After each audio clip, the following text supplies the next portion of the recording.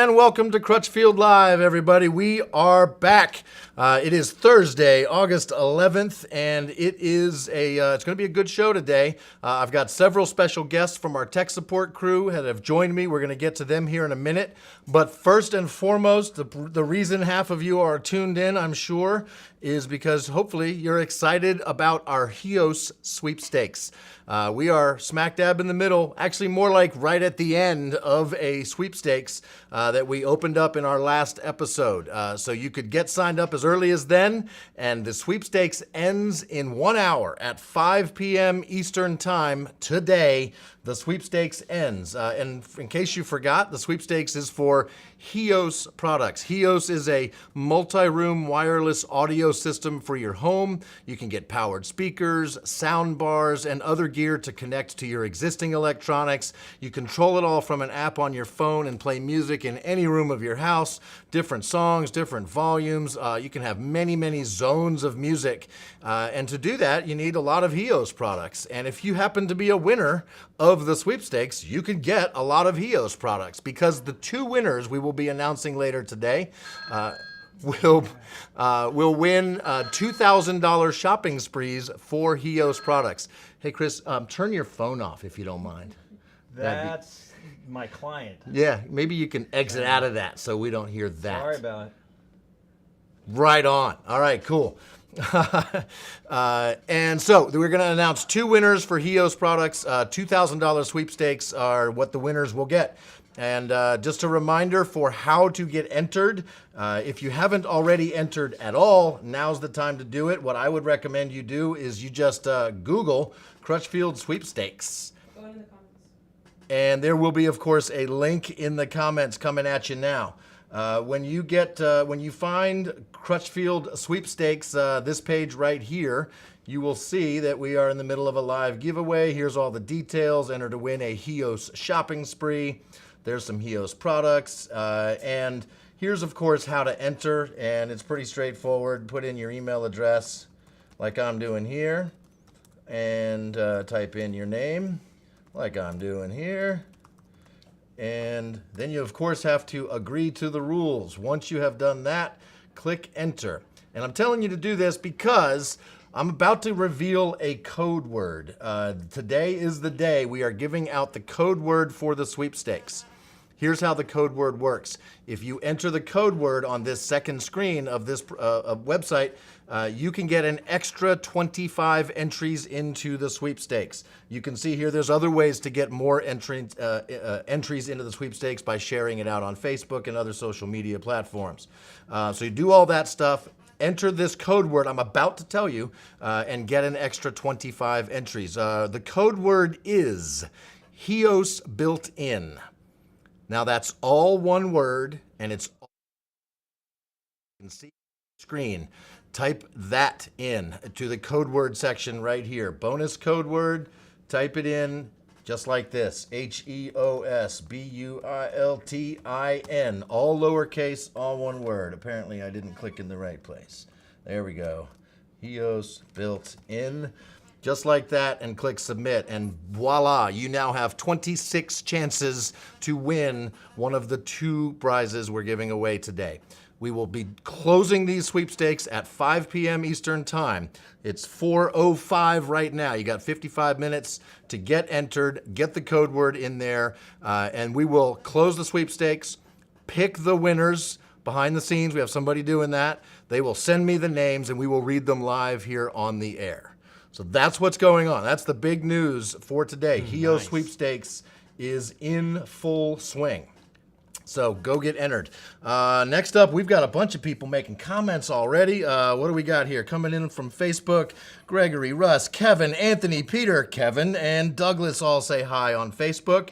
Over here on YouTube, Henry Conga 58, you were the first. You were in here before the show even started, and you have a question. I'm going to answer it soon. First, some shout-outs. Retro VHS is back. Bruce Reed is back. Good afternoon, everybody. C. Hess, good afternoon. Jeff, out of my price range, which is why I'm here. Good call. That's how to get Heos. Get it for free. Jerry Georgopoulos, hello, Crutchfield. Very smart Heos products. Yes, indeed. Incredibly smart. Retro VHS, yeah, man, you're here every time. One of these days you will win. I'm sure of it. I'm not sure of it. It's all random. I can't promise anything. Denny Bug 2, I can't get Twitter credits to work. I'm not sure what that means or how it's relevant to what we're doing because we're not on Twitter. Yeah, we've got somebody on it behind the scenes, so somebody in our social media team on it, Denny Bug. Peter Mitsopoulos, done. Excellent, you got entered. Medieval 1980, welcome back from Lansing, Michigan. Devin Johns, hello. Home Theater Joe, really thinking about joining y'all in Raleigh, North Carolina. Cool. Hello, everybody, and excellent. So I think that's all the initial shout outs. Now, Henry Conga 58, the first person to comment on today's live video. When will we be getting new AVR or audio video receiver models from Denon and Marantz? Boy, that's the question, isn't it? The answer is this. We are not even legally allowed to guess or set any kind of expectation for when a product that's on back order is going to get here. Legally, we can only give you an estimate for time of arrival if Denon or Marantz or whatever company gives us some actual shipping information. Correct. They need to call us and say, hey, it's on a boat, it's on a truck, here's the tracking info. We can then take that information and populate an estimated time of arrival at Crutchfield. And until we have that, we kind of have to say we don't know. And really, even bigger picture than that, with AVRs, those are high demand products, lots of microprocessors and chips inside of them. And as you may have heard, there's a chip shortage, there's a supply chain issue, there's all sorts of stuff going on. It's very annoying for you, for us. Believe me, we would love to have them in stock. So keep an eye on Crutchfield.com. You can set alerts on the products you're interested in so that it will email you when stuff becomes available. That's the best thing you can do. In fact, even better than that, if you know what you want, place an order. Put yourself on back order for it. Because a lot of times what's happening with these things is we will get shipments. Let's say we've ordered 1,000 new Denon receivers. We might not get 1,000 in one shipment. We might get 20 or 50 or 100 at a time. And so we will fill orders in the order they were placed. And so if you have placed an order, you're going to get one sooner than someone who's just kind of waiting for them to just be in stock, which could be a while on some of those products. So get after it. If you want one, if you know what you want, get on back order for it.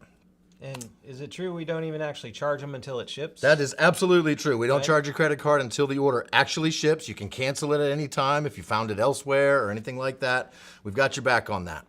So a back order is pretty much risk-free. Risk-free indeed. Sweet. More questions coming in. Let's see. Do you guys have any tips when installing? All right, we're going to save that question. We're going to come back because we're going to get right into it. You guys are already doing what we were hoping to have happen here today. So before we get into everything here, let me tell you what the deal is. We're calling this an Ask Me Anything. Sure. You know what that is? Are you on Reddit? Like that's a Reddit thing, AMA. I'm not. Anybody can just go on Reddit and do an AMA, and they just invite questions about literally anything. So you don't have to sign up? You don't. Oh, nice. Okay. No, you can. I'll have to check it out. I've seen Reddit in search results here and there from time to time. But yeah, you can go spy on Reddit all you want. But for this, the way this is going to work here today, if you're on Facebook, if you're on YouTube, you can throw your comments in. If you have a question for Crutchfield Tech Support, now's the time to ask it. Go ahead and send it to us. A couple of you already have. And the reason you should do that is because we have 3 members of our Crutchfield Tech Support team live on this show. One of them live in the room. Chris Baker, how are you, sir? I'm doing well, thanks. Having a good day. Yourself? I'm doing fantastic. Excellent. So first off, who are you? How long have you been here? What do you do at Crutchfield? I am Chris Baker, and I am the one of 2, actually, tech support training supervisors. I also answer frontline calls and emails, etc. I train new technicians along with a fellow you're going to meet in a few moments. And I do installations, I train hands-on, I play with new gear, I try to keep up with all the technologies. I got here back in September of '97, so I'm coming up on 25 years with Crutchfield. Still loving it. And come here, hang out. Like being able to get back to some live in-person work. It's pretty sweet being able to come be in the studio with JR here today. So awesome. Good to meet you, everybody. And speaking of your cohort, another of our training managers for tech support is Joe. Joe is on the screen here. He actually works in our Southwest Virginia call center. and he is live on Microsoft Teams. Joe, how are you today? I am wonderful. I'm wonderful. It's great to be here and coming to you from our Southwest Virginia office and our call center here. It's a little bit, sparse populated today, but we do have some people, so you might see some people walk by. Most people are still working from home, right? Yes, most of our people are still working from home, though we still have some people in office. You end up with some desks like this one right here for one of our remote start specialists. Got piled high with everything from the stuff that he just had hands-on. Bit about me, I've been here since April of 2008, so right at 14 years, 14 and some change. Tech training supervisor, just like what Chris is doing. We're pretty much the exact same person, just some different strengths.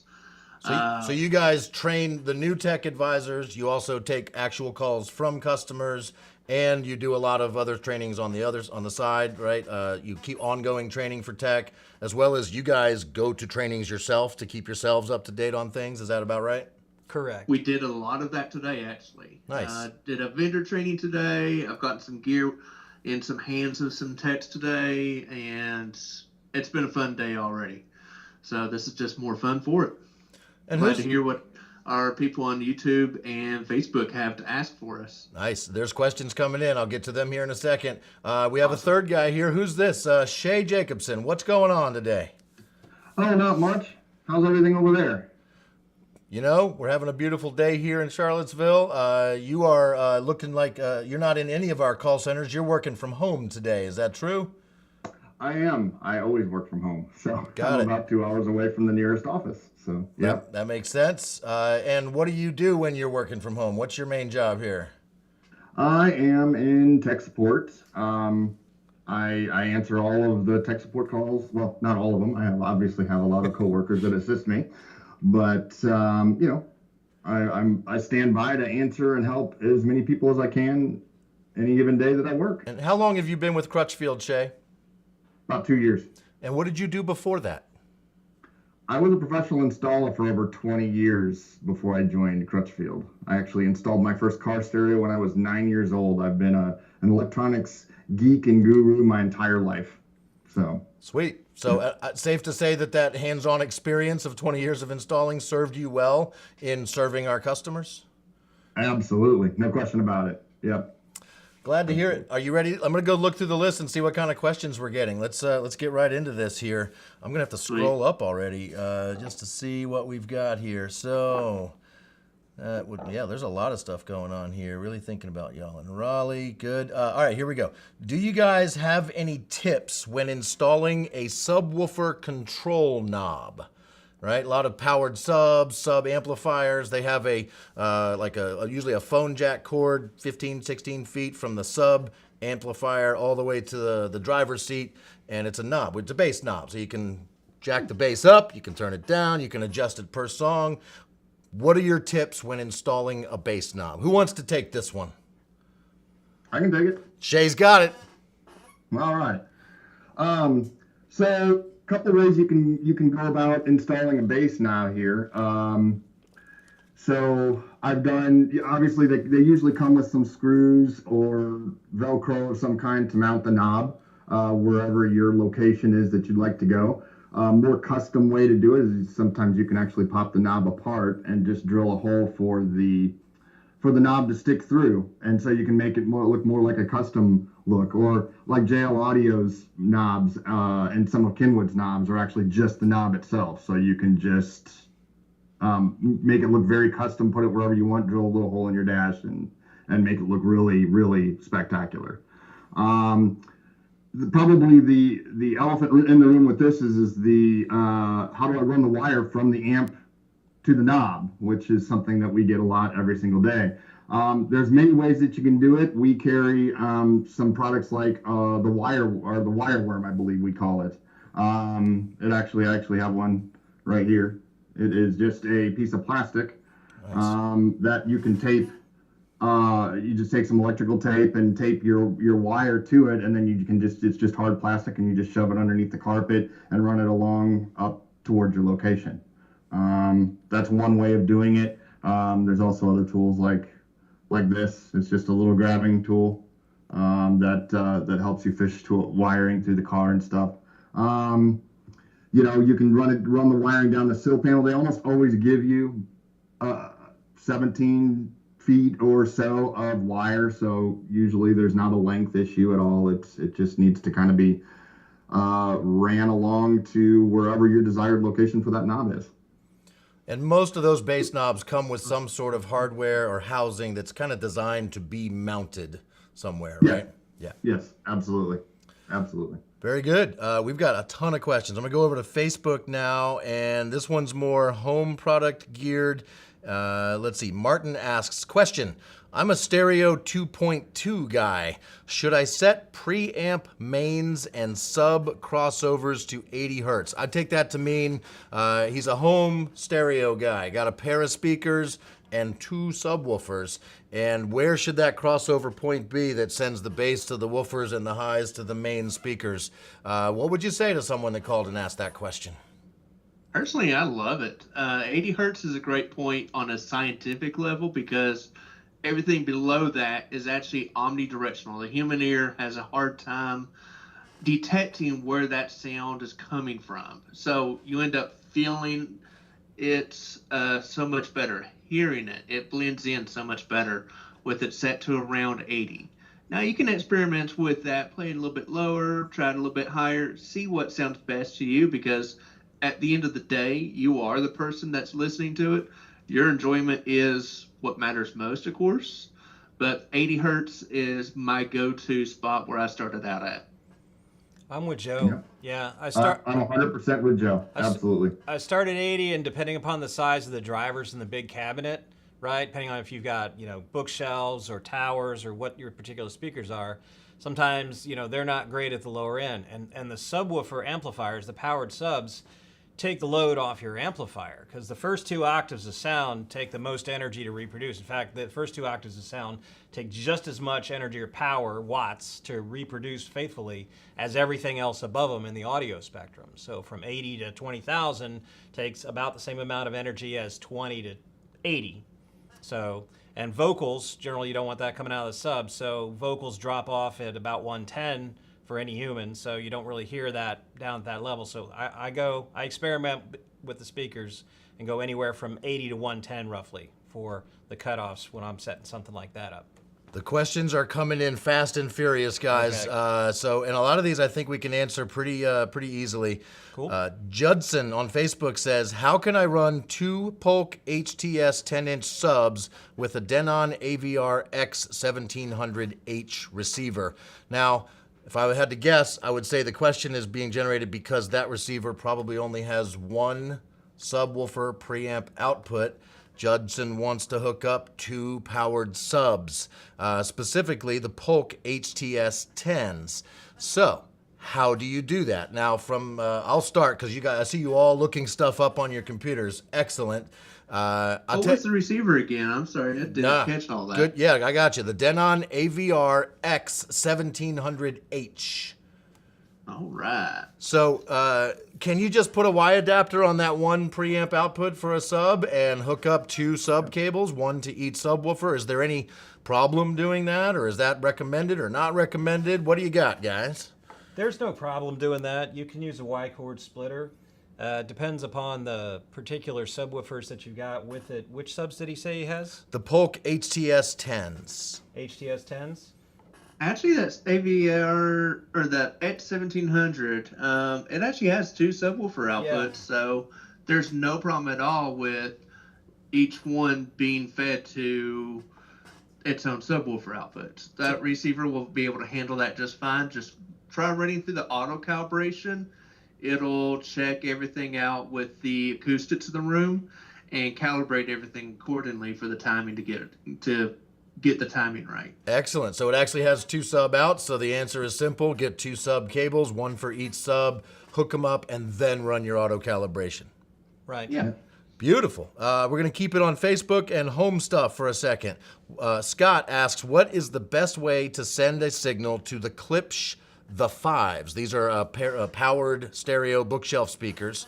They have USB, Bluetooth, they have LDAC with Bluetooth, they have an auxiliary input. What's the best way to hook them up? Now, this person hasn't told us what they're hooking it up to. I think the question might be more like, how do I get the best sound out of these? So what do you guys think? The 5s from Klipsch. Well, the best audio signal source that you have available to you, obviously, is going to be what you're going to want to go with. Bluetooth's going to be, towards the lower end. A hardline connection is better. Do those have a coax or an optical in on them? I'm monitoring the questions. Yeah. You guys are looking up the stuff. Yeah, I'm sorry. I can't do it all here. That's okay. That's okay. I was trying to. Klipsch 5s. Okay. I have heard the Klipsch, the Klipsch the 5s. That's a tongue twister. But they are fantastic sounding bookshelf speakers. Absolutely love them. But how can you get them to sound their best? Speakers, man. I have Klipsch at home myself. I like Klipsch a lot. I don't have those particular guys. These really, I mean, it's all about your signal source more so than anything else. Like whether you're using a high quality streaming service like Tidal, Qobuz, somewhere like that, versus a lower quality like, say, Pandora or Spotify. They're not as high resolution audio sources. As far as your signal into it, it's got a digital audio input. Really, that's one of your best audio inputs that you can have, because optical cables cannot really experience any kind of distortion or interference from magnetic forces, like your power lines. They create power, create magnetic fields, and can cause interference from that stuff. So optical inputs are great for that from whatever device that you're sending it to or sending from it. It's all about that source, So as far as your audio source. I would agree. That jives with what I know about those. It does depend on your source, right? The higher quality the source, the better. Go with a digital connection. The DAC in those 5s is really good. So that's probably the way I would go here as well. All right, what do we got here on YouTube? Do you recommend wiring separates for the front stage or height channels? This is from Hunter on YouTube. Do you recommend wiring separates for the front stage or height channels? So home theater, would you run separate amplifiers for your front speakers or your height speakers, or can you just power everything off of a home theater? What would you guys recommend? It totally depends on the receiver itself. A lot of receivers, some of them will go as high as 13 channels, so you've got plenty there. The higher end of the lines, if you're at a 7 or 9 channel setup, you might want to use the pre-out and assign that for the heights in the front, so that you could still, for example, if you have biampable front speakers, you could still, with a 7 channel with a pre-out for the section, you could still use the surround back height channels from the pre-out with an amp to run your Atmos or your height speakers in the front. And your fronts, especially if you're running biampable towers, like some of the Klipsch 800Fs that I've got sitting in my living room, those guys, I've got them biamped and I love it. It sounds fantastic. I don't actually currently have an Atmos receiver at home, so I'm planning to get one at some point once the moolah becomes more available for me. My boss lady at home approves, of course. Hi Vicky, I think she might be watching. Anyway, so yeah, I would definitely look at adding an amp. It literally depends on which receiver. If you got a 13-channel receiver, you've got everything you need there already built into the machine. It really depends on which particular one you start out with. But you want something that's a minimum of 7 channels that's going to have the pre-out for those extra 2. Right on. We're going to jump into car audio for a second. This next question is about the JL Audio 900/5 amplifier. If you guys want to start to work ahead a little bit here while I read the question. Can you elaborate more on the high and low bypass filter settings? I just installed a JL 900/5 amp and would like a starting point for the front, rear, and sub settings. So I think they're talking about crossovers here. What frequencies should you send to your front speakers, your back speakers, and your sub settings? And you may not be able to tell this person exactly what frequency they should use, but you can tell them how to figure it out, I'm guessing, right? Oh, sure. You just answered the last one, Yeah, Chris. Hang on. Yes. Who wants this, Shay or Joe? Doesn't matter to me. Go ahead, Shay. I think you've set a few of these up in your years. Yeah. I mean, so I got the amp pulled up here. I assume this is the RD 900/5. Do we have a... It just says a JL 900/5. If that's the only one we've got, let's assume it's that one. Okay, we may very well have more than this.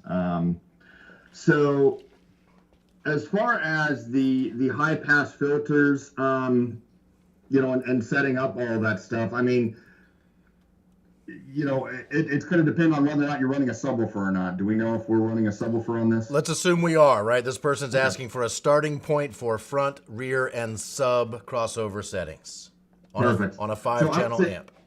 I would start at 80 hertz for all three. Your front and rear channels, we would do a high pass filter at 80 hertz, which on that amp looks like that's all your only choice is a high pass filter. We can't do band pass or anything fancy on the RD 900/5 anyway. But 80 hertz for the high pass, and then do 80 hertz for the low pass. And that would get you in a good ballpark for most speakers. Yeah, so the factors are the sizes of your speakers, right? That's probably the main thing. If you're using small main speakers in the locations around your car, you're going to want to cross that over a little bit higher. If you're using the size of your sub will help determine how much, which bass frequencies you should send to your sub. Yeah. Yeah. I always check the specs on the speakers, and also make sure that the crossovers, that you're only using them either on the amp itself or in the head unit. If you've got a head unit that has all that capability, do it in the head unit and set it through on your amp. If your head unit doesn't have the capability for the crossovers to be set there, then do it on the switches on the amplifier. But the numbers are great starting points. Yeah, now it looks like, at least on this particular amplifier, it does not appear that you can bypass the filters. It looks like you are pretty much stuck with the filter. So in that case, I would probably recommend using the amplifier, not the head unit, for the crossovers. Which one are you looking at? I'm looking at an RD 900/5. Okay, because I pulled up the HD 900/5 and it has off as a setting. So it really depends on which amplifier you have. Sure. We need specifics Absolutely. to give good info. Absolutely. I think you've got your answer either way, Santa Cruz. Thank you very much for the question.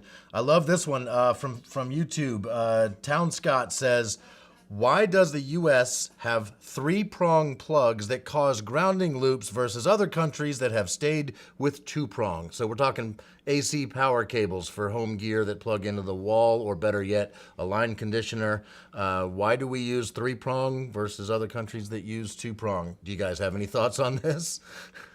Well, a lot of gear actually does have 2-prong plugs on it, a lot of source devices and things. A lot of receivers will have that, and the reason for that is the way our electrical systems in the U.S. work. And running back through, there's a code where any building has to have an earth return, and that third pin is connected to the earth return wire back through the main box. There's a disconnect at the main entry point in the building. It doesn't happen. And I'm not going to go down how AC wiring works, but it's because of the way our grounding systems work, the ground rods that have to be installed off the main box at the entryway into the building. And can you reduce the chances of those ground loop noises with a good line conditioner? Oh yeah, absolutely. Also by making sure that you use a single circuit going to your AV system and run everything through a large beefy line conditioner system, have that pull in your power and hook your sub, your receiver, all your source devices into that one. That way they will all have a common ground back to the system together, and you shouldn't receive any kind of ground hum. Make sure even the coax for your cable box and your satellite box runs through that conditioner line surge suppressor as well. If you don't, that's a source of ground from somewhere else, and you will very likely get noise from your cable or satellite line at that point. That causes so many headaches. So many headaches from that. We have a follow-up on an earlier question when the person wanted to know about using how to hook up two subs to a home theater receiver. The answer to that one technically was you don't need to use a Y adapter because that Denon home theater receiver had two sub outputs. Correct. The follow-up, though, was I think, what if your home theater receiver only had one subwoofer preamp output? And we talked about using a Y splitter, a male to female Y adapter. The question is, when using a subwoofer Y splitter, would that reduce the signal strength? It would split it between the two devices, yes. But that's okay because the gain on the amplifier and the receiver when it does the auto cal will take care of that. It'll set the levels the way it should for you. The better quality cables matter. Gold-plated helps out with that. Yes. So that way you have a better connection, less signal loss with that split. So that way everything keeps the best quality signal as possible. If you have a lower quality Shortest cables too. you can run into some issues. Somebody pointed out that they asked a question back like 20 minutes ago, and apparently I missed it. Bruce, and you're a regular viewer, so I've gone back and found your question. Sorry I missed it earlier. Hope you're still with us. Bruce asks, I have a 2020 Explorer, 2020 Ford Explorer without the B&O upgraded system. So as you guys are looking this vehicle up on your computers, 2020 Ford Explorer without the B&O or Bang & Olufsen upgraded system. He doesn't say it's the hybrid, does he? He doesn't say if it's the hybrid or not. Let's assume not. All right. Wants to upgrade his speakers and add an amplifier. Would I be able to place speakers where the B&O speakers would be? And this is a pretty common question we would actually get in sales, right? This is like a pre-sale sort of a question, which is the main difference between the people that I train and the people that you guys train, right? That's we might be helping a customer pick something out for this vehicle. That being said, you guys are looking the vehicle up. When a vehicle's potentially comes with two different levels of system from the factory, sometimes there's speakers in different locations for the upgraded premium system than there are in the basic system. Are those speaker locations there and available, maybe specifically in this car and maybe also in general? In general, it's kind of a toss-up. We actually ran into this kind of situation just a few weeks ago. I was actually helping out the sales training class doing an install on a car, and there were actually grills in the back, so they thought they had speakers back there. But upon further inspection, we got in there with the flashlight. No speakers in there. No wiring, no speakers. Radio didn't even have a fader to fade front to rear. So even though the speaker location is technically there, it's not always set up in the factory system for that. If you got a grill there, you at least have a location that you can work with. And you can put an amp in there. You can run some new speaker wires from the amp to the new location. You can work with that. Yeah. I mean, what I found is that when we're talking, like as far as this particular car, an Explorer, and kind of looking through our research file, I like the factory subwoofer location is likely not going to be there because that's usually a subwoofer box that's going to be in the back kick panel. That's not going to exist on the Explorer that didn't have the B&O system. But that's a great question, and there are a lot of cars, like a lot of Chrysler products, Chrysler, Dodge, and Jeep. They have the spots for the center and the two dash speakers on all the dash panels. Wiring is not there, but the speaker holes are there, so you can add them if you wish, and then run wires to them, like Joe had mentioned. But yeah, most of the time when we run into the issues like this, the factory wiring doesn't exist on most of these applications. If they do happen to have the holes, the wiring is not going to be there. You're going to have to run it yourself, but you could absolutely do it. So so many things, the answer is it depends. It does. Looking at a research file right now on that 20 Explorer, there's like mid ranges there in the middle of the door when it has the B&O system, but without this B&O, It's not there. not even there. So you'd have to get some extra panels and stuff from Ford, get some parts to be able to add that, or just do some custom work, which is always a toss up as far as how fun that's going to be. Yeah. Yeah. All right, I got a quick and easy one for you. Do USB cables make a difference? Cheap printer cables versus Audio Quest, etc. They do. Yes. Yeah, just simple, straight up. The better quality cable, the more reliable it's going to be in the long run, but also the more likelihood that it's going to have a good data transfer rate, a good charge rate for you. You know, technically a cable can be a low quality cable and can technically charge your phone. It's just whether or not it's going to take 4 hours versus an hour, that kind of thing. That kind of discrepancy is just on a charge level, but if you apply that to a data transfer level, say like if you're plugging your phone up to your radio to do Android Auto or Apple CarPlay, that data transfer rate really affects how good that app is going to work on your radio. Absolutely. Yeah. Oh, yeah. One of the techs I was helping yesterday had a call from somebody who was using, shall we just say, a subpar data cable. And they were sent out to the store to get something better. And they came back and called the tech back later on. It was Evan. And they were like, "You're right. It works. It's doing great now. That other cable was just a piece of junk." Yeah, well, there's a difference because there's charge cables and there's sync cables, and so we get a lot of those calls about that. Customers people aren't necessarily aware that there's a difference between the two of them, and charge cables are for charging, not necessarily transferring data, and so they cause all kinds of issues with Apple CarPlay and Android Auto. So we are only talking ones and zeros here.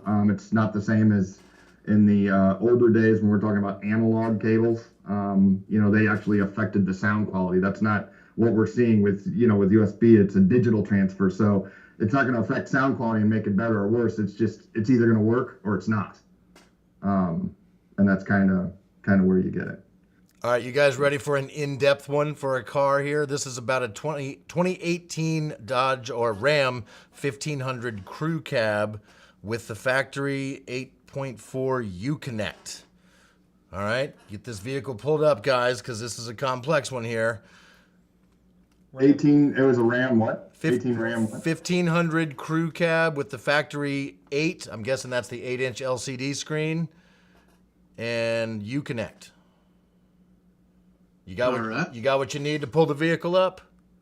Yeah, there's still two options left about whether or not it has the factory Alpine system or not. Yep. That can affect a few things, but let's hear the question and Here we go. see where we go. 6 speakers swapped all 4 door 6x9 speakers, left the dash for later, and added an 8-inch Alpine powered sub. Tapped into the rear speakers for signal with the Kissel, that little speaker wired RCA 2-channel adapter. Speaker wired RCA adapter in parallel and rest accordingly power ground remote. My issue, when I play with my fader and when I fade all the way to right to the rear, no sound. Move anywhere else, I can hear all speakers playing. What's going on here? Blown channel in head unit? Blown channel, or is it in the head unit? I told you it was a complex one. Did you get all the details? So it sounds like a possibility that he's got a bad connection back there on that right rear. He might be changing the resistance in the circuit a little bit too much, and that corner of the car, when he fades there, the factory head unit is cutting off the output signal, which is something that can happen with those. That particular vehicle may actually need, if he has no factory amplifier in the system, he might need the 33 ohm load resistors across the outputs.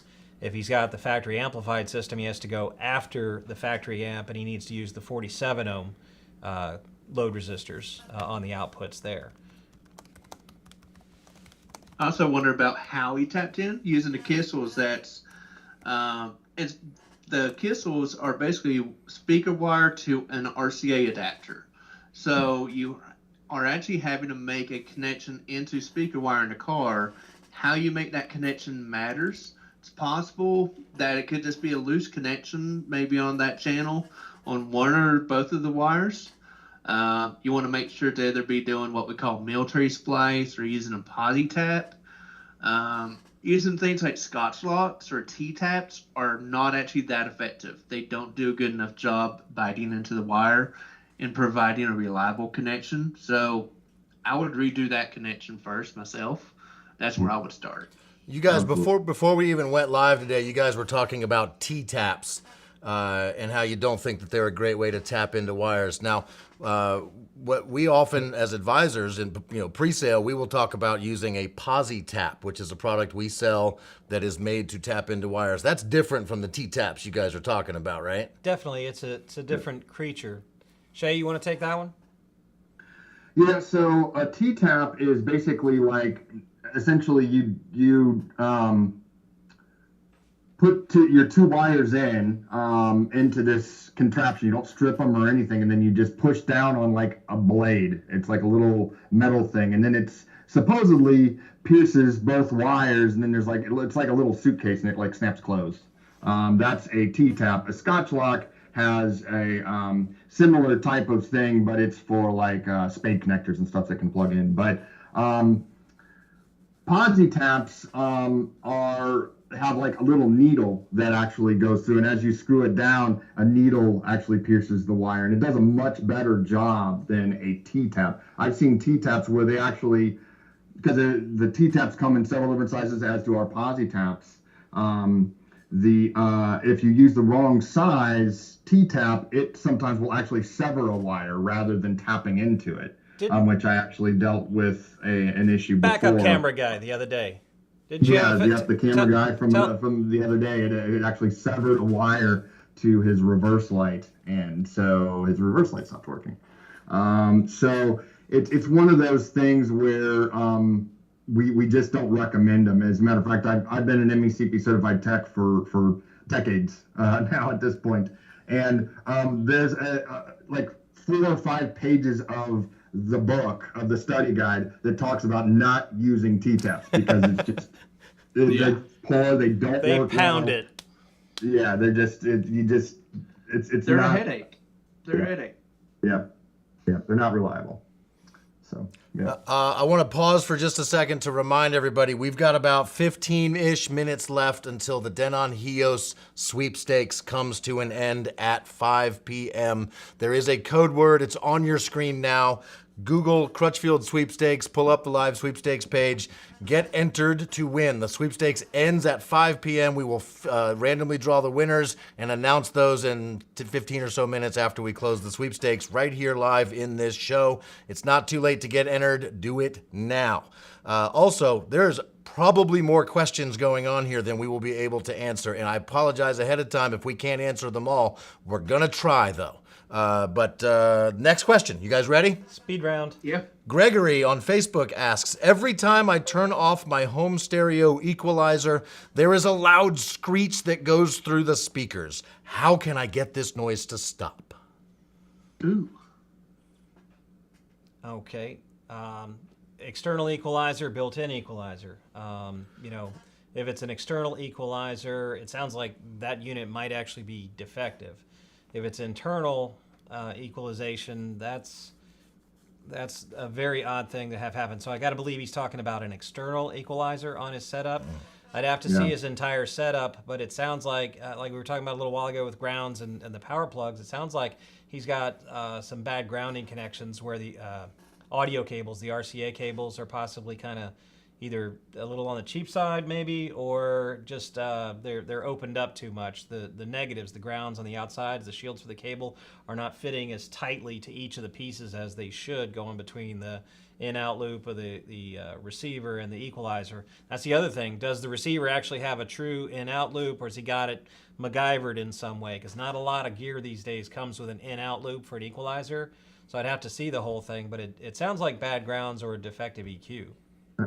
Now that kind of sounds like the old school tape monitor in-out loop that we used to see on home theater receivers and receivers from years ago.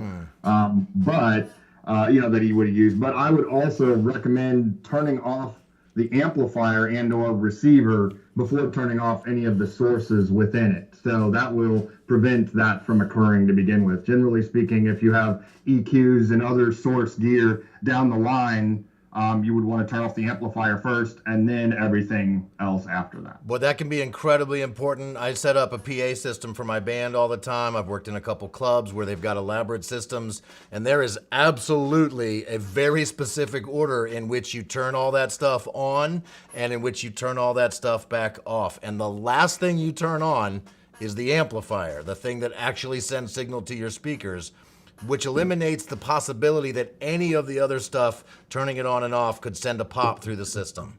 And then the exact opposite, you turn your amps off first so that as you turn your other gear off, it can't send pops. So order of operations really important. Joe, what were you going to say?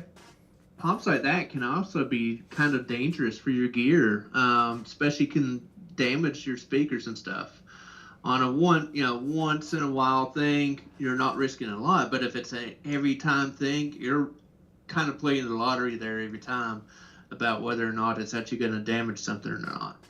I'm like Chris. I think something's probably defective, maybe a bad shielding. Order of operations, of course, could definitely help out with that. A power conditioner that everything's hooked up to, just hit that to power everything off, would solve a lot of problems probably. Awesome. Let's see here. I've got another one. Jake on Facebook says, if I used an extra set of bookshelf speakers as Atmos speakers tilted upwards instead of actual Atmos reflective speakers, would I get the same effect?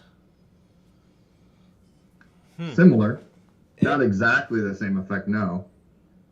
But I don't think it'd be the exact same effect for sure.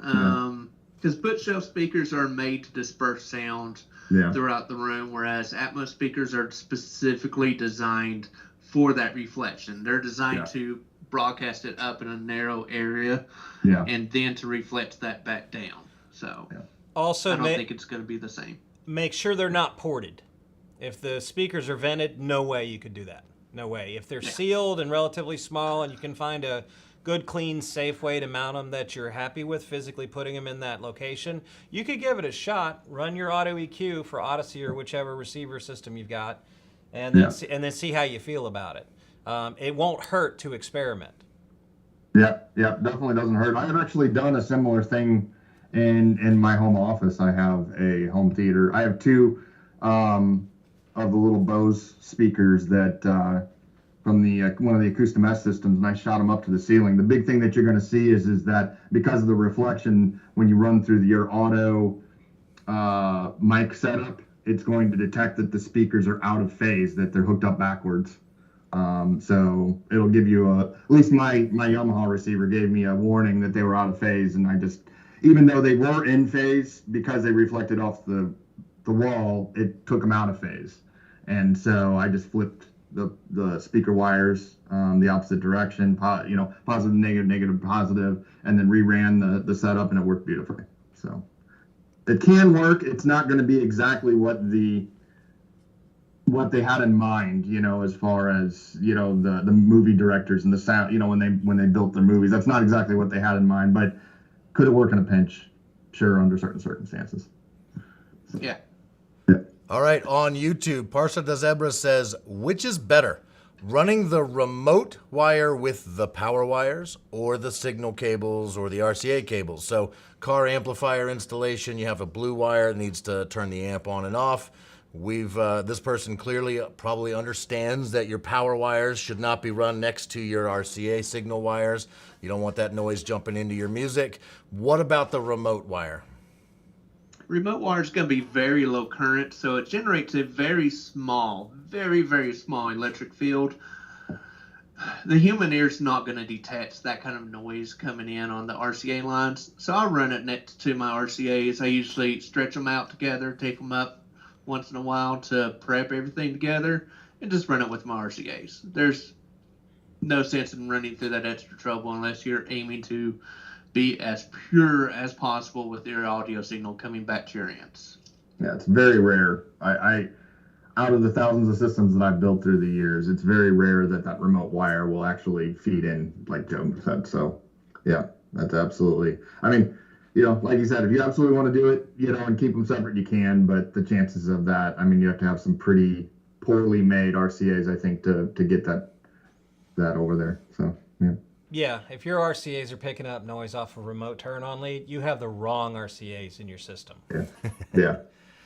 It's also significantly more convenient to run them with the RCAs because they're going from the back of the radio to the amp, the exact same place the blue wire needs to be run to and from. And if it's not going to cause noise, there's no reason not to run it right there next to the RCAs. Yeah. Oh, yeah. Stretch it out with your RCA cables, prep before you start doing your install. So that way you only have to really run one cord, and it's just all taped together already.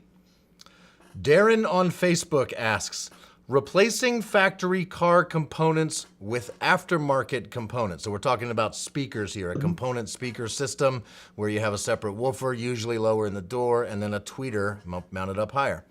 Darren wants to know, use either the factory tweeter or woofer input for the aftermarket crossover input. In other words, where's the best place to get signal into the aftermarket component systems crossover? That's a really loaded question because it totally depends. It's a depends. Answer every single one of these questions. We could have made this a whole lot shorter and just said, well, it depends. But what does it depend on, Shay? So we need to make sure that we're getting a full signal, a full range signal into that crossover. And so if you have a premium audio sound system that only sends a dedicated low level signal to the woofer and then a high passed over signal up to the tweeter, we don't have a full range signal, so that's not going to work. So that's where it starts to get complicated, where we would suggest inline crossovers versus crossover box, or sometimes on some of the really high end Morels, I believe that they actually have they're actually set up so that you can do a high and a low into that crossover. So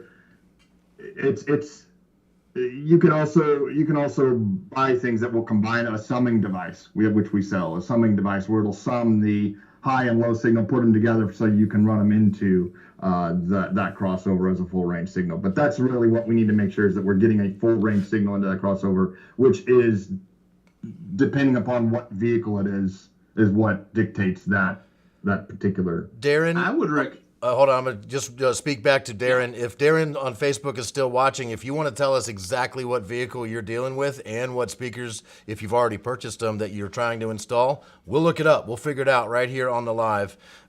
If you can't do it right here on the live, you can call in. If you've already purchased the stuff from Crutchfield, you have access to tech support. You don't need us to go live to do this, to ask these questions. You can ask them anytime. We're open 7 days a week.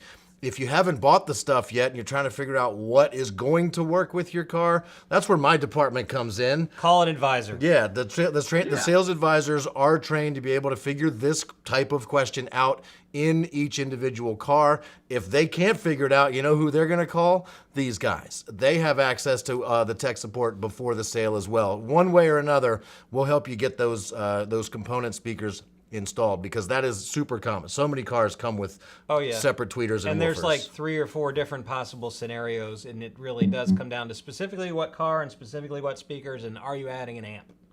Yeah, exactly. Yep. Whew, man, so many good ones here. Let's see. Yeah, that's a great question. Absolutely.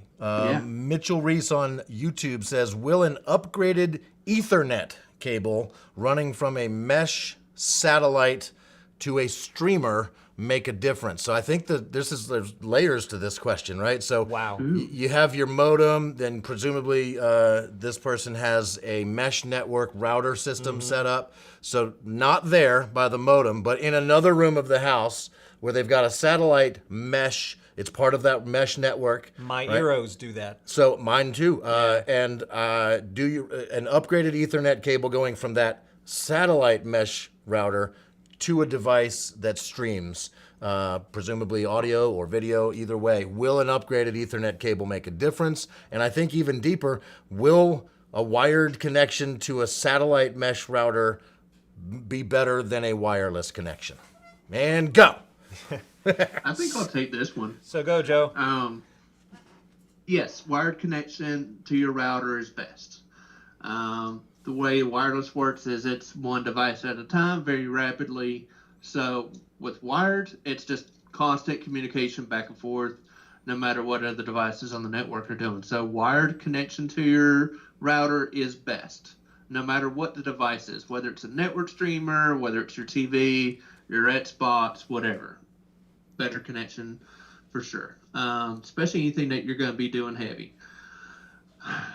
That being said, it kind of depends on your network traffic. If that's the only thing that's happening on your home network, you should be fine with the wireless connection as long as you have good quality signal, good reception of your Wi-Fi where it's at.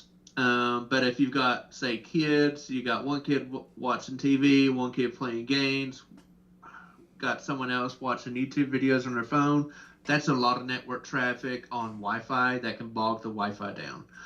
Wired connection will be improved with that. So in the mesh systems, like on the Eero that I've got at my place, the hard line connection between my television set and the wireless Eero puck that is in the basement where the TV set's at, I can compare my speeds for the TV on its own to the wireless network, and I can compare the speeds when the TV is Ethernet into the puck, into that outboard, Eero, which itself has a dedicated channel of communication going back to the router. It's almost like a wireless version of an Ethernet connection. It's got dedicated communications. That's part of how it forms its mesh. So an upgraded Ethernet cable between the two might help marginally, especially if the other cable is just really, really bad. But I did literally do speed tests both with and without, and so if my TV is Wi-Fi straight up to everything, it gets a pretty good speed. It's in the low 110 or so. But when I was hardlined with my TV into the puck, which gets wireless back to the main router, I improved that to well over 220. So, if you can hardline your particular device that needs the biggest data feed to one of those outlying mesh devices like in the Eero system, you're definitely better off there. And yeah, better cables are always a better way to go. You don't have to go crazy on the money, but definitely don't buy the cheapest thing in the bin. Yep, we've got some comments on this question in the YouTube chat. Just use a Cat 6e, you will be good.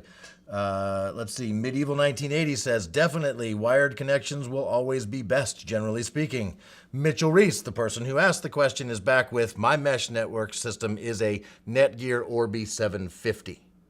Similar setup with the Orbi 750s. They should have the same kind of thing where the Orbi out local that provides the extension in the mesh network should also have an Ethernet port on it for you to plug into if you want to. A lot of people will do that. They'll co-locate that extension device, and it's not an extender, it's an actual mesh router. So like the main device and the other device, they're both basically identical routers to each other, but they have the really cool ability to talk to each other on that dedicated network traffic where they're not being interfered with by the other Wi-Fi. It's kind of like the Sonos gear, where if you remember the Sonos gear, a lot of people are using it off, their Wi-Fi network, but the Sonos gear also has this cool ability to create its own mesh network. And that traffic between those devices is not interfered with by the rest of the Wi-Fi in the house. So if your router does that same kind of thing, like the Orbis or the Eeros, then that traffic is less congested. Right? They've got a certain amount of bandwidth between each other reserved for them to talk back and forth with whatever device they're dealing with on their own connection when they're out in whichever part of the building you might have put them in. So mine are located, one's upstairs towards the front of the house, one's downstairs towards the back of the house, and then one's upstairs on the far side of the house. So I've got like it triangulated, and I can walk around anywhere in the building and get great wireless signal. And at each of those places, I've got something hardlined into it because those devices need a better connection, and they do. They get a better connection by being hardlined in with the Ethernet 6 cable. Awesome. So just a quick note, the Heos Sweepstakes has closed. It is 5 o'clock. So our folks behind the scenes will be going through all of the entries, randomly drawing 2 winners. We will have the announcement of those 2 winners' names coming up here in 5, 10, 15 minutes, something like that. So stick with us. We'll continue to try to answer more of your questions. Let's see. Oh, excellent. Just in time. So I told Darren, if he told us his year and the car that he wants to put this component system in, we might be able to tell him where to interface with the connection for input to the crossover. Darren's car is a 2010 Audi S4, and it has the concert system, not the B&O system. Does that give you what you need to look that car up? So here's the thing. Unfortunately, we actually have not done research on this car. Yeah.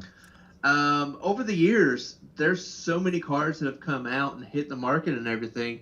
We do our best to hit all of them that we can, but unfortunately, we aren't able to hit them all. And the nicer the car, the less likely it is we're going to get our research team in there, right? I mean, part of what It's they harder do. to find. Yeah, what we do is we partner up with local car dealers, and we let them. They send us their cars, and they know, and we take them apart and put them back together, and we take pictures and check everything and look at everything. We take 800 pictures of cars. It takes all day to do one car, so it's time consuming and it's thorough and it's incredibly worth it, so that we can answer questions like this. And some dealers are less than likely to let us take their car and take it apart. Which stereo did he say he has? The concert system. So our research doesn't answer the question in play here. Chris, are you going deeper? Are you looking into some other super secret tech support only type database of information? Well, yeah. We have a very expensive subscription to something called All Data Pro. So I was checking in there to see if they had the wiring for it and what it consists of. And All 3 of us doing the same thing. Does that cost us more when all 3 of you do the same search, or is it a flat rate? so Okay, good. there's data bus systems in that car that I don't believe have any sort of a supported interface. The concert system would have a factory amp in it. There's a most data bus circuit for the MMI. Hey, so while you guys are looking for more information, if you get an answer for Darren, hit me up. I'm going to answer this next question. Go ahead. Aaron on Facebook says, need good all-around speakers and Bluetooth amp for my motorcycle. It has 4 stock 5 1/4s, but the fronts can be upgraded to 6 1/2s. What do you recommend? The stock ones sound okay at highway speeds with a helmet on or earplugs in, but without an almost top volume, it is very tinny and crappy sounding. Those are Aaron's words, not mine. I get that. As a person who rides a motorcycle, I totally get that. So I'll preface this with it depends, because it all depends on which bike you've got and what you can do with it. We got the model on the bike? Aaron's bike, a 2015 Victory Vision. So that only changes my answer slightly, because we have done some research, and there are lots of companies making systems built specifically for Harleys, because there's so many of them on the road and they're fairly standardized, right? A company can go and make a system for a model of Harley knowing that it will work in thousands of bikes everywhere and that they're all pretty much the same as far as how you would wire them for power. The bag lids are all the same, so we know that we can replace speakers in certain places. We don't have that level of aftermarket gear specifically for any other brand of bike. Literally, no other brand of bike. Not Honda Goldwings, not Victories, not Enduros or adventure touring bikes, which is what I own. And there's all that to say that based on what you've said, Aaron, if you can upgrade to some 6 1/2s, definitely do that. That will make a huge difference, just having a larger speaker rather than a smaller speaker. Even though it's only a little bit bigger, it will play deeper bass. Get a very efficient speaker. So I would think something like a JBL or an Infinity. Those will come out very efficient. They'll make more sound with less power. And if that's all you do, that should make a difference. But it sounds like you wanted to install something that will power them and has Bluetooth. And there are plenty of Bluetooth amplifiers that can be, and they're very small, that can be installed on bikes. As far as where you can put it and exactly which one would be the best, it's hard to say because we don't have the research on a Victory or any type of bike other than a Harley. That being said, man, I hope you can do it because riding a motorcycle with a lot of great sounding music is one of the most exhilarating and fun things you can do as a human. I can tell you from experience. So, did you guys find an answer for Darren? Yeah, I think we did. What do we got? It looks like everything we're seeing so far, both the woofer and the tweeter in the front both get full range audio to it. So we could use either one of those to feed into our crossover for our component speakers. Either one will be fine. They should both get full range for that. Yeah. I actually looked through all of them, all of the different towns, because they don't break it out in all data as the concert system. So it was like premium, standard, and basic, I think is what they called it. So I just checked all three, and I'm sure Joe did the same thing as well as Chris. And they're all that. What we don't know is that there has to be a capacitor or crossover on the tweeter. Most likely it's going to be at the tweeter itself. So if we have a research file that we do, we would have it, like we could just look at the picture and go, oh, there's the capacitor, there's our dead giveaway. But since we don't have that, we're just hazarding a guess where that crossover is at. But yeah, it is a full range signal though. They are wired together. We also may not be able to confirm fit for the particular speakers that Darren wanted, right? The JBL 62CF are the ones that Darren was hoping to put in that car. Not even all data can tell us exactly how much depth and height and all that there is in the car. That's actually going to take a research team like what we have. And if we could get one of those cars in the bay, we would find out. But we don't have that information for you, Darren. Back on the motorcycle, Aaron said most guys can put a smaller amp in the front fairing or in one of the saddlebags. Absolutely true. In the front fairing is a great place to put an amp. I would recommend an amp that is made to be a little bit more rugged than most. If it's going to be in the fairing of a motorcycle, that's a rough environment for an amplifier. And so get a good one that's made for that type of thing. Maybe a marine amp or something made for power sports. Oh yeah, marine or power sports rating, definitely. Being in the saddlebag is a little bit more forgiving in terms of the weather and such. But definitely up under the fairing, you're going to want one that's marine grade, motorsports grade type amplifier. All right, guys, here's a specific product question. Let's see if you can find the answer to it. It's a question about the JL Audio subwoofer enclosure, the HO, as in high output, HO112-W6V3. Hopefully you've got enough information there to find that subwoofer enclosure in our system. I can tell it to you again if you need it. Once you've found it, I'll tell you what the question is. You said W6V3? That's right. Okay. Do you guys know the tuning frequency of that enclosure? And by tuning frequency, I mean the box tuning, like what frequency the enclosure plays best. Do we have that level of information in our system? And if not, if we don't have it, knowing what I know about JL Audio and how they have more research and development and engineers working there than what seems like most other companies do. I've been to their headquarters in Miramar, Florida. Their marketing department is run by an engineer. They don't mess around. When it comes to numbers, they have them, and they're very accessible. If you go to JL Audio's website, you can, I bet you, call them, and they can probably tell you the answer to this. This may not be information that we have in our system. If they don't publish it in their owner's manuals or on their specs page, it may just not be available. But I bet somebody at JL Audio could answer this for you. Am I right? We don't have this? Yeah, I'm not seeing that listed I don't see it. All right. No. I'm sorry, man. All right, have I missed any questions? I'm scrolling back through here to see if I've missed anything. Oh yeah, here's a good one from Scott on Facebook. You guys may not even need to look the vehicle up to answer this question. A 2019 Lexus GX 460, right? Will there ever be a good aftermarket infotainment replacement? Currently, it's a Mark Levinson system. It sounds great, but it looks and feels clunky. And I mean, this is a bigger question than just the 2019 Lexus GX 460.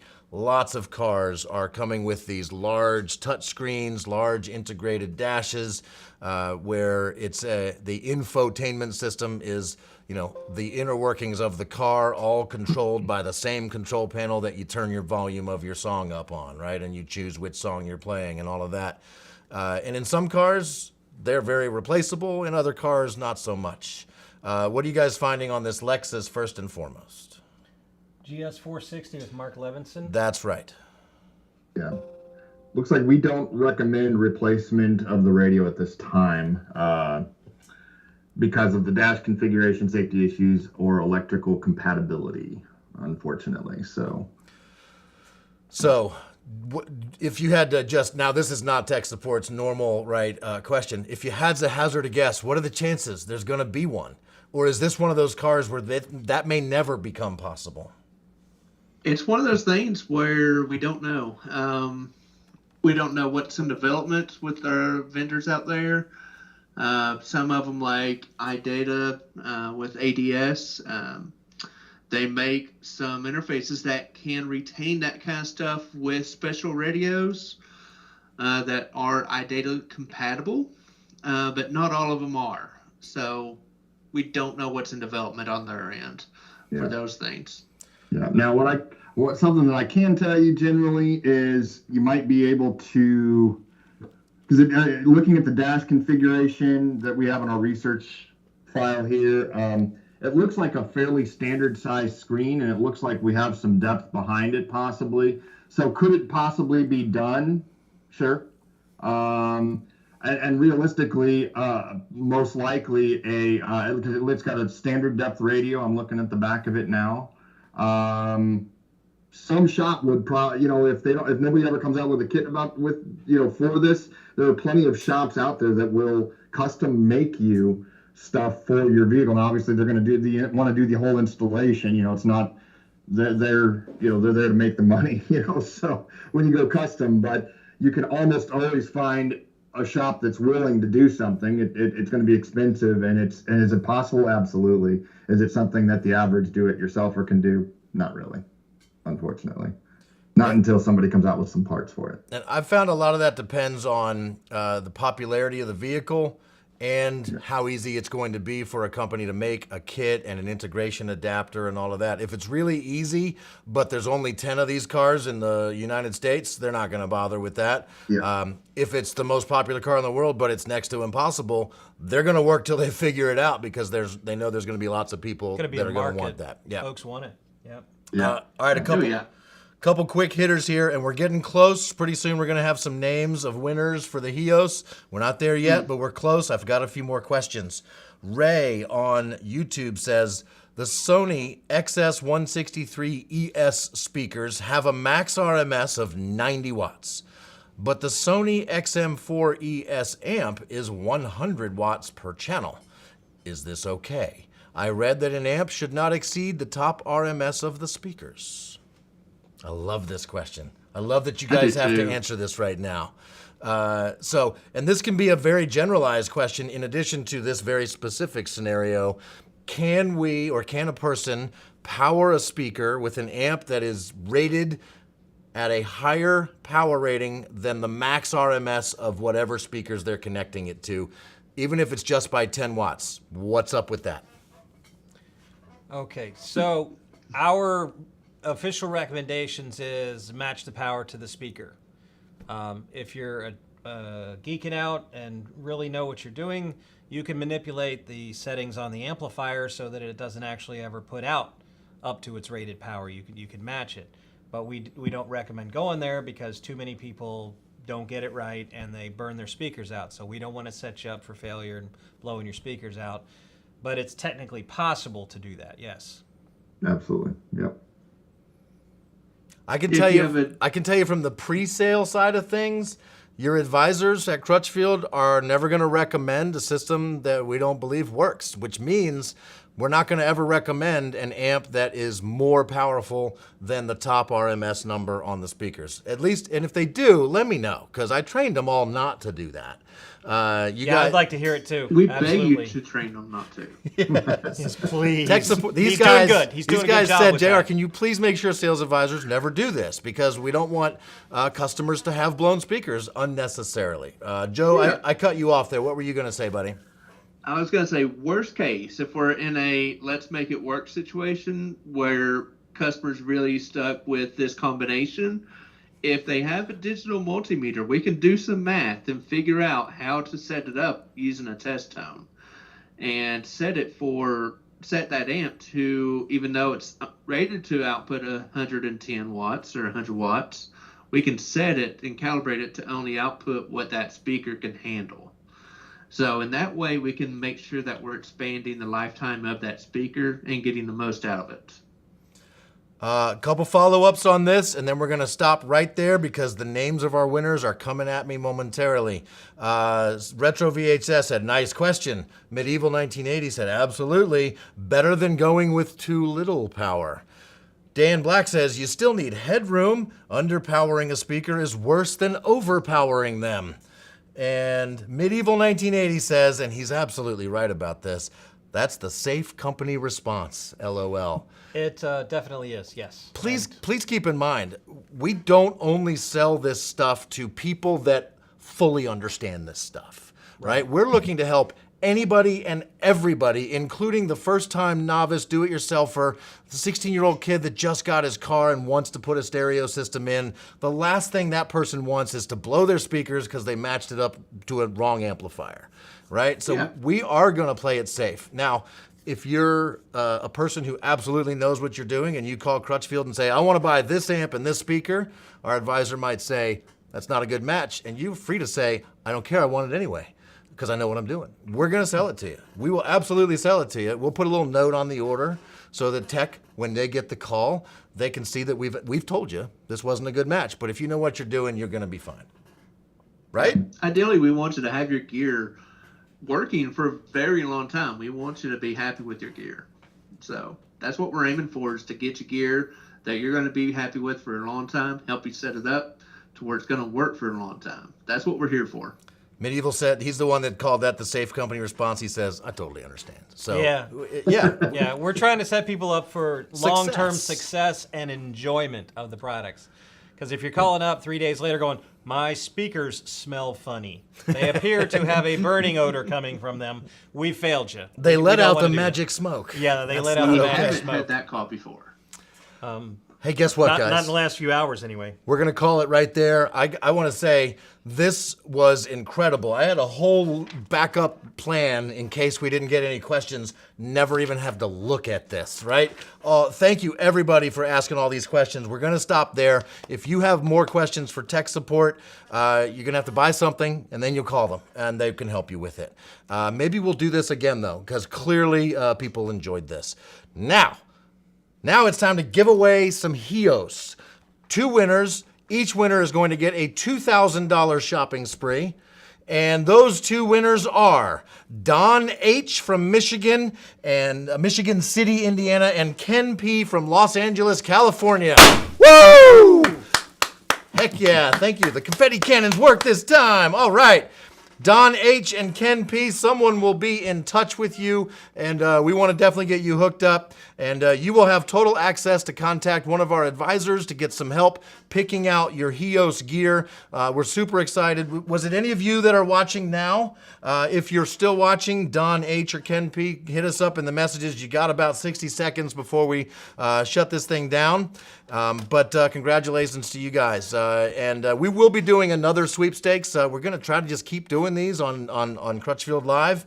So the next episode is in 2 weeks, Thursday, August 25th. We will announce the next sweepstakes that day. It will start that day live in that show. So this is just a teaser. There's more coming. I actually won't be here on that show. We're gonna have guest hosts, and you're gonna probably want them to keep guest hosting, and you won't even want me back. But I will be busy. I'm going to be pretty busy these next couple. I'm acting. Are you going to Knowledge Fest? I'm not going to Knowledge Fest. No. Joe and I are going to Knowledge Fest in Dallas. I am We're acting. flying out the 25th. I'll be on stage performing in a musical. Nice. Yeah, that's why I had to grow out the beard. I played Don in Kinky Boots in Stanton, Virginia. It's not too late to get tickets everybody at shannonarts.org. Yours is almost as white as mine. Yeah, but a lot thicker and stuff. Yes. Well, I keep it trimmed, you know. Lots. Let's see. Is that it right there? Is this Ken? Glasses on. Nope, different Ken. Lots of congratulatory stuff going on in the comments. Thanks again to everybody that did comment and ask questions today. This was fantastic. Joe, Shay, Chris, thank you guys for taking your time to be here today and to do this. It was a ton of fun. I hope you enjoyed it as well. Absolutely. This was a blast. We'd be glad to come back again. Yeah, absolutely. It was a blast. Thank y'all for having us on here, and thank you to everyone who asked questions. They were great questions. Absolutely. Indeed. Sorry about the Lexus. Right on. Thanks again, everybody. I'm JR. We are over and out. We'll be back in 2 weeks with the next sweepstakes. We'll see you then.